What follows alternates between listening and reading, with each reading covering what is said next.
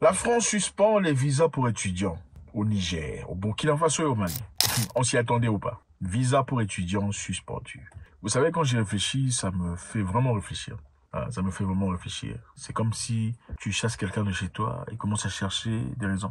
Et d'ailleurs, le courant, le fil du courant électrique, là, c'est moi qui ai acheté. D'ailleurs, le socket, là, dans la chambre, c'est aussi à moi. Je veux partir avec. D'ailleurs, la prise dans la cuisine aussi m'appartient. Hein?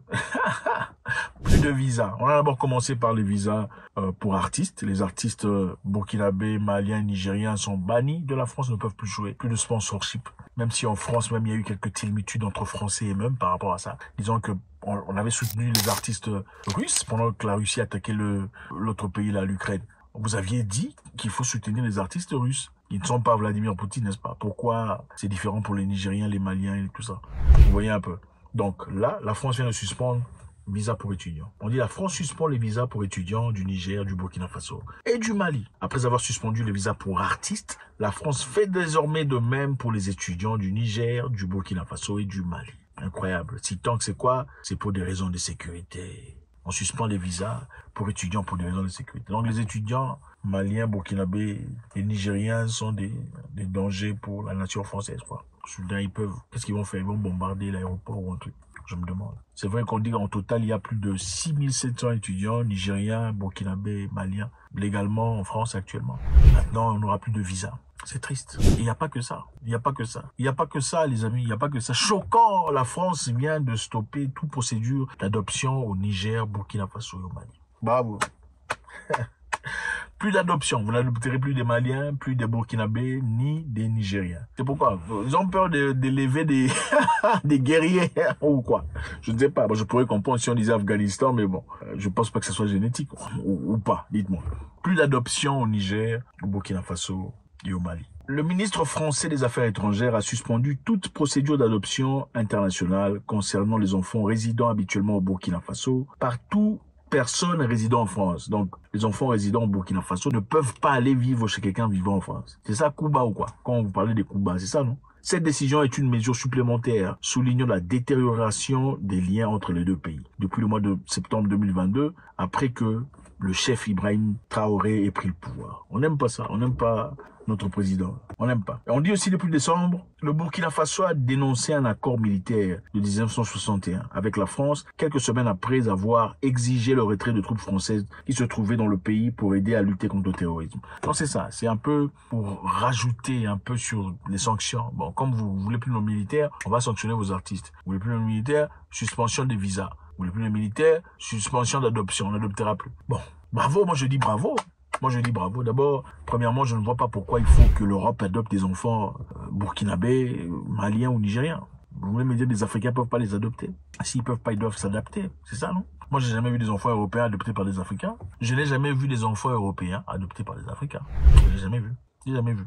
Pour la plupart des cas, même si c'est valide, quand on a tous les papiers, on rend la procédure très difficile. Et puis, je vois, il n'y a pas d'honneur à dire qu'on est venu adopter un enfant ici pour l'emmener en France. Il n'y a pas d'honneur à dire ça. Je pense qu'il est temps pour que les Africains se réveillent. Le moment est là. Ok, au lieu de se plaindre, on ne se plaindra pas, disant oh, les Français ne veulent plus de nous, on nous a bloqués, on ne donnera plus de visas aux étudiants, aux artistes. Je pense qu'il est temps, maintenant qu'on a le pouvoir, de construire les infrastructures nécessaires pour permettre à nos artistes de se produire chez nous, dans nos pays, bien ou mal. Voilà.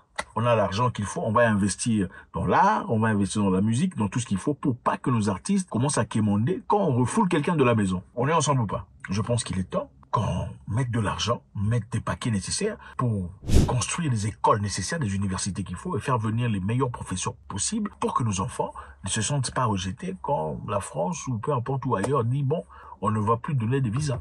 N'est-ce pas? Je pense que s'il y a assez d'argent pour les professeurs, peu importe leur origine, ils viendront sans difficulté, n'est-ce pas? Puisqu'on a le pouvoir. Je pense qu'à un moment donné, il faut aussi réfléchir à l'envers, n'est-ce pas? En deçà de tout ça, il faut se dire des vérités. La vérité est qu'on ne peut pas continuer à se plaindre quand on ne veut plus de quelqu'un, n'est-ce pas? Si quelqu'un dit, bon, je veux mon socket, il faut le laisser partir avec son socket. Si vous ne voulez plus de lui dans la maison. Je veux ma chemise que j'ai achetée là. Il faut le lui donner. Mais, pourvu que vous ayez les moyens d'acheter votre chemise à vous-même, n'est-ce pas? C'est ça. Je pense que si maintenant ces pays se mettent ensemble, comme ils l'ont fait déjà, et commencent à investir dans ce qu'il faut, c'est comme ça qu'il faut avancer. Écoutez ces artistes qui sont en train de s'exprimer. Ils devaient nous respecter. Si on dit, ah, je ne vais pas donner de visa, ça c'est comme un enfant. Que tu dis, ah, si tu ne fais pas ça, je ne vais pas t'acheter un bonbon. Nous ne sommes pas à ce niveau. On a dépassé ce niveau. On ne commande pas. Nous sommes des sociétés du monde. Nous sommes des artistes du monde. Et le monde est obligé de composer avec nous. On ne peut pas ôter nos cultures de la culture du monde. Le Niger, le Burkina, le Mali vivent des problèmes aujourd'hui. Et ce n'est pas des problèmes des moindres. Demander son indépendance, son autonomie, ce n'est pas trop demander. Que les gens nous comprennent. C'est honteux d'écouter ces genres d'histoires. La France suspend les visas pour étudiants du Niger, du Burkina Faso et du Mali. Qu'est-ce qu'ils ont en commun? Ils ont renvoyé les Français, c'est clair. Ok? Après le colonialisme, le néocolonialisme, on l'a pillé, on a volé, les entreprises sont venues s'installer, on bénéficie de la France. On comprend tout à fait. Mais je pense que chaque chose a un début, a aussi une fin. À un moment donné, je pense qu'il faudrait peut-être venir dire, ok, on va trouver un moyen, peut-être. Y a-t-il pas un moyen de pouvoir coopérer? Comme ça, nous allons tous gagner. Gagnant, gagnant. Faut pas chercher à imposer les gens l'avenir. Disons, vous êtes la junte, vous n'êtes pas légal. C'est chez autrui, après tout. À un moment donné, il faut accepter avoir perdu la guerre, en tout cas mentale ou psychologique. Quelqu'un d'intelligent disait, quand vous allez quelque part, qu'il y a le désordre total. Pour changer cela, il ne faut pas vous comporter trop différemment des gens que vous voyez. Il faut venir s'intégrer d'abord. Faites semblant d'accepter leur abrutissement. Et ensuite, commencer à les changer petit à petit. Et je pense que si la France voulait appliquer cette philosophie, désirer, souhaiter, avait l'humilité d'appliquer cette philosophie, pas pour dire que c'est la saleté en Afrique, ils auraient peut-être eu la chance de pouvoir être reconnus, au moins accorder une chance de pouvoir continuer à avancer. Mais ce n'est pas le cas. Puisqu'on dit, on ne vous reconnaît pas, nous reconnaissons Bazoum, vous êtes l'agent, vous n'avez aucune autorité. On va vous chasser. Finalement, quand on vous chasse, vous faites quoi? Vous commencez aussi à renvoyer les enfants, les étudiants. Moi, je pensais que la guerre, en tout cas psychologique ou diplomatique, était entre les gouvernements. On implique les enfants aussi. Hein? Suspension des visas pour étudiants. Pourquoi? Les étudiants, ils ont fait quoi? Est-ce que les étudiants décident de la loi? D'autre part, comme je l'ai dit encore, je le redirai encore une fois. La démarche de la France, ici quand on parle de France, on ne parle pas du citoyen français, on parle de l'élite, ceux qui retirent, ceux qui prennent, ceux qui ont commencé à piller depuis le colonialisme et continuent aujourd'hui, leurs enfants continuent, ouais, nous connaissons de quoi il s'agit. La réaction de la France est une réaction tout à fait normale. C'est la réaction d'une personne qui a perdu la guerre. C'est la réaction d'une personne qui a été boutée dehors de manière très humiliante. Il va désirer reprendre tout ce qui lui appartient. Remets-moi mon histoire. Remets-moi le cahier que je t'avais donné. Donne-moi la montre que je t'avais achetée. Donnez-moi l'ampoule, c'est moi qui l'ai achetée. C'est ça la réaction.